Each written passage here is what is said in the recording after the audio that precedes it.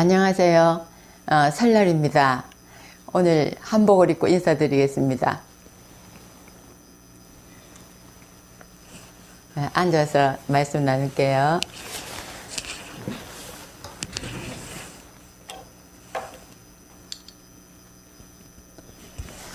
오늘 설날인데 가족끼리 덕담 나누고 계신가요? 여기는 설인데 아마누들이 굉장히 많아요. 그래서 제가 왜 아침에 식사를 하면서 왜 안 가셨냐고. 저는 뭐 며칠 전부터 다 가시고 우리만 안 가면 어떡하지? 그러면 밥 하시는 분들한테 미안해서 뭐 내가 떡국이라도 그냥 여기서 끓여 먹을까? 이런 생각을 했는데 너무 의외였어요. 그래서 오늘 왜 안 가셨냐고 아침에 식사를 하면서 얘기를 나눠봤더니 저하고 어쩜 그렇게 비슷해요?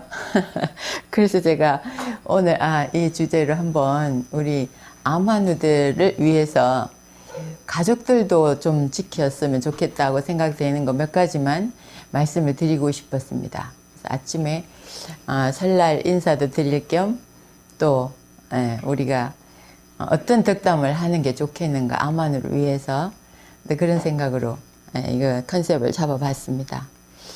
우리가 뭐 덕담을 참 뭐 명절에 모여서 뭐 싸움 나는 집도 있고 뭐 이상한 일들이 많잖아요. 그게 말 한마디 잘못해서 굉장히 속이 상하기도 하고 명절 갔다 오면 뭐 이혼하는 커플도 많이 생긴다는데 우리는 말 때문에 스트레스를 굉장히 많이 받아요. 암 환자도 마찬가지입니다. 암 환자는 더 심각하죠.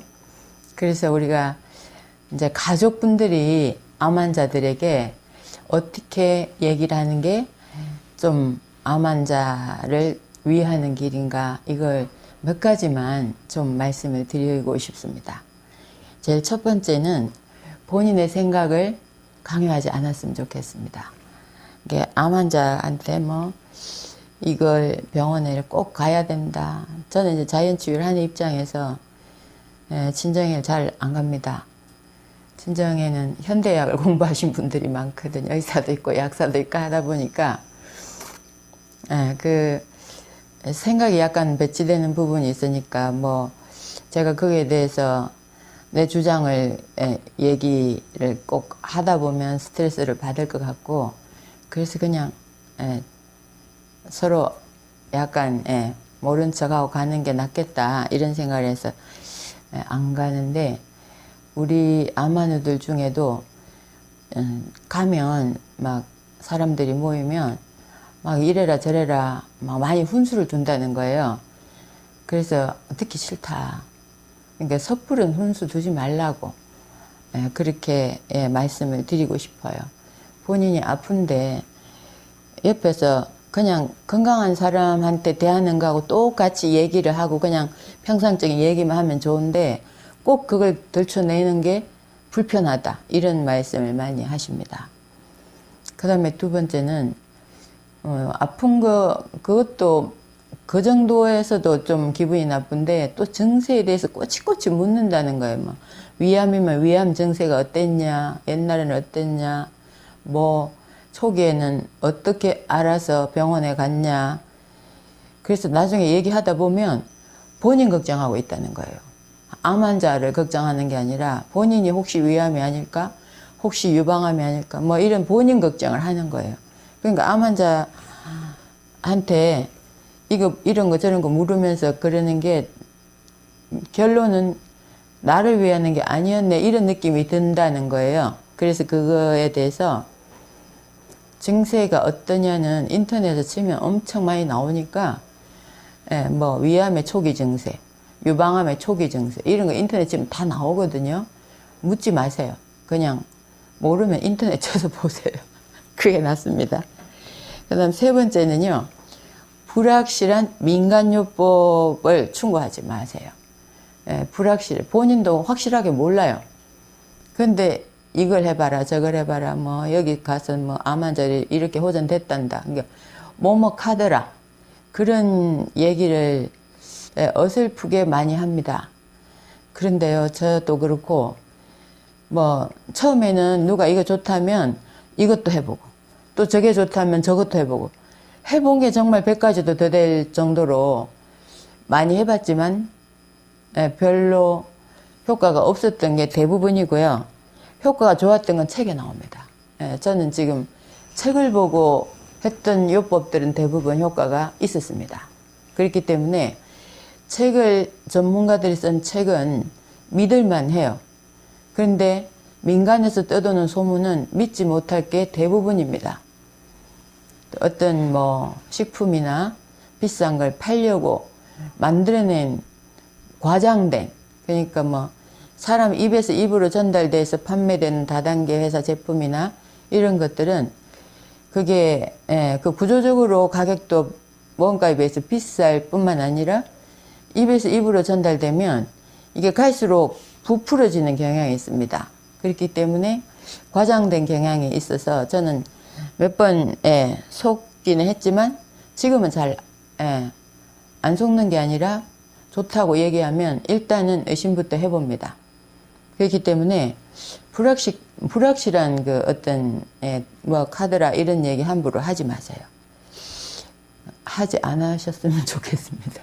너무 명령적으로 제가 말하는 것 같아요.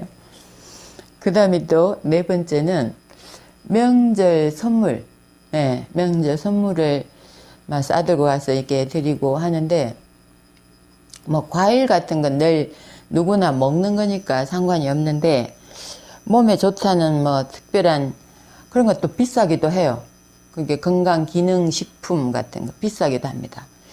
그런 걸 함부로 선물하는 것도 그게 환자한테는 사실 먹으면 안 되는 것들도 많거든요.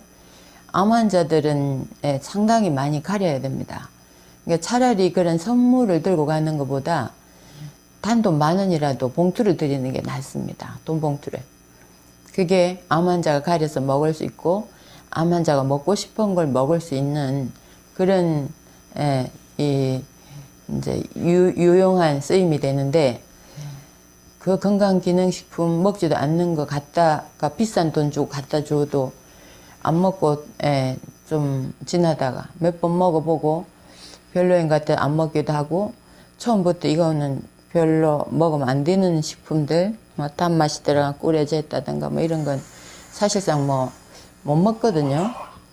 그러면 굴러다니다가 버리게 돼요, 시간이 지나면. 그래서 그런 것도 그런 이런 충고나 뭐 이런 건강기능식품이나 이런 거 좋다고 자꾸 하는 것보다 차라리 현금이 환자가 알아서 치료비에 보태 쓰거나 맛있는 걸 사 먹을 수 있는 그런 현금이 낫더라, 이런 말씀을 드리고 싶습니다. 그리고 제가 지난번에 그 허셉틴을 맞겠다고, 전혀 부작용이 없는 약이라고 중국 의사도 얘기했고 한국의 의사 선생님도 얘기했습니다. 전혀 부작용이 없다고. 그래서 제가 그걸 부작용 없다면 뭐 맞아 보는 것도 괜찮지 않을까. 근데 다만 이제 그게 한국에서 의료보험이 안 됐고 좀 그러니까 비싼 것도 있고, 또 그래도 뭐 표적치료제라고 해도 항암제인데 이게 정말 부작용이 없을까, 이런 상당히 마음에 갈등이 있었어요. 그래서 제가 그날 정말 뭐 화장실에 가서 너무 날씨가 추워서 이렇게 그때 긴 그 외투를 입고 가서 그걸 이렇게 벗어서 걸어 놓는 과정에서 이렇게 만져봤을 때 다 없어진 걸 그때 알고, 이건 그럼 이게 안 맞아도 되겠구나 하고 이제 안 맞고 왔어요.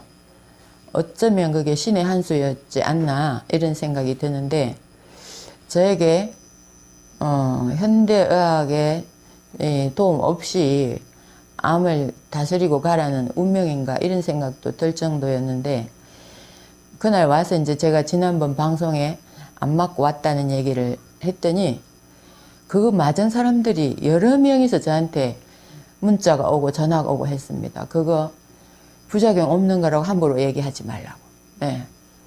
나 안 맞아봤으니까 함부로 얘기하지 말라고. 본인이 맞아봤을 때 정말 너무 부작용에 시달렸다. 병원에서는 부작용이 없다고 분명히 얘기를 했는데 그걸로 인해서 호중구가 너무 떨어지고 혈액이 지금 정상 수치로 안 올라오니까 이제는 골수 검사 해보자고 한다. 골수 검사를 해서 혹시라도 뭐 이렇게 혈액암 쪽으로 또 가는 거 아닌가 많이 걱정하고 있다. 이런 분도 계셨고요. 그걸 맞고 너무 면역이 약해져서 감기가 너무 많이 온다. 이런 분도 계셨고. 그래서 제가 병원에서 뭐 이게 부작용이 없다고 하는 의사 선생님들은 환자한테 그걸 하나하나 뒤에서 추적 조사를 하는 게 아니라 제약회사에서 주는 논문 내용만 믿고 얘기하나 보다 이런 생각을 했습니다. 충북 의사 선생님도 의사 선생님이거든요. 그러니까 아마 그러지 않았겠는가 생각이 드는데 우리는 환자들이 직접 경험한 내용을 직접 들을 수 있기 때문에 지금은 시대가 인터넷 시대예요. 제가 허세틴 맞으려고 했다, 부작용이 없다 하더라 그랬더니 그런 말 함부로 하시면 안 돼요. 허세틴 난 부작용 너무 많이 시달리고 있어요. 이런 얘기를 하는 거 보면 정말 직접 듣는 게 가장 정확하고 안전한 거 아닌가 이런 생각하게 됐습니다. 또 어떤 분은 저한테 죽음의 공포를 어떻게 극복을 하고 그렇게 의연하게 방송을 할 수 있냐. 나는 지성님이 이걸 이제 암이 다 나았으니까 저런 방송을 하나 보다 이런 말씀을 하시는 분들이 많았어요. 그런데 제가 그 유튜브에서 제가 암을 치병 중이라는 말은 했지만 완치했다는 말은 한 번도 안 했습니다. 저도 사기암 환자고 암을 달고 있다고 말씀드렸습니다. 근데 암을 달고 있는데 어떻게 그렇게 얼굴이 건강한 사람하고 똑같냐, 왜 전혀 걱정하지 않냐 이런 말씀을 하셨는데 저는 걱정 나버렸어요. 저는 다분히 운명론자 같습니다. 그래서 제가 걱정 안 해요. 인명은 제천이라고 생각합니다. 그래서 내가 죽고 사는 건 내 마음대로 절대 안 되는데 다만 지인 인사 대천명이라고 내가 할 수 있는 일은 철저하게 하고 내 명은 하늘에 맡깁니다. 그래서 제가 할 수 있는 온갖 노력은 다 합니다. 그런데 죽음의 걱정은 하지 않습니다. 한다고 해서 내가 죽을 목숨이 살 일이 아니거든요.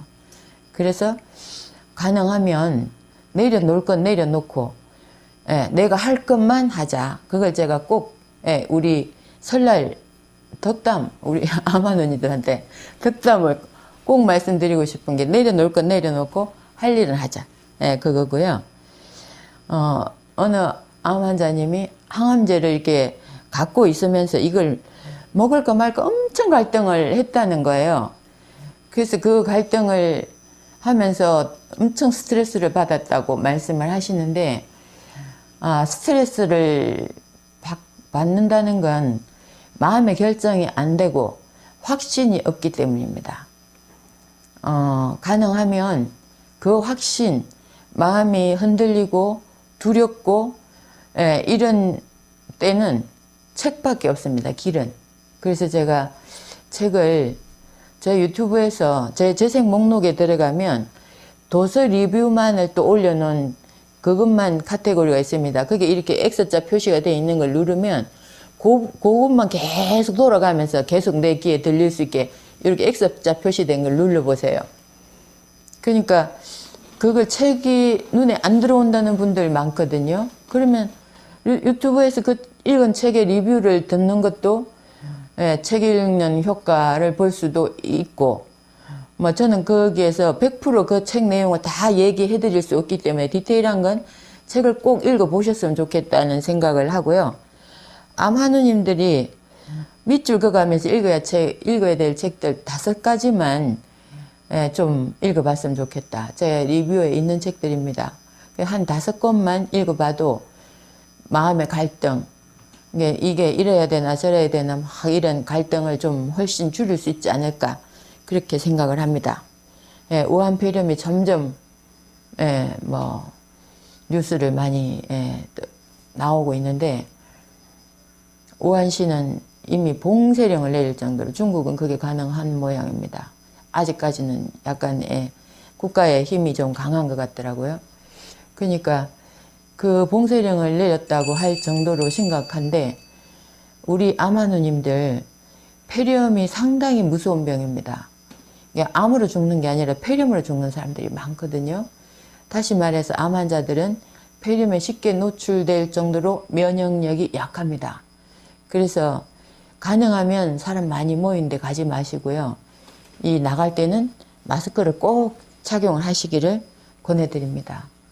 2020년 그 속담 있죠. 건강을 잃으면 모든 걸 다 잃습니다.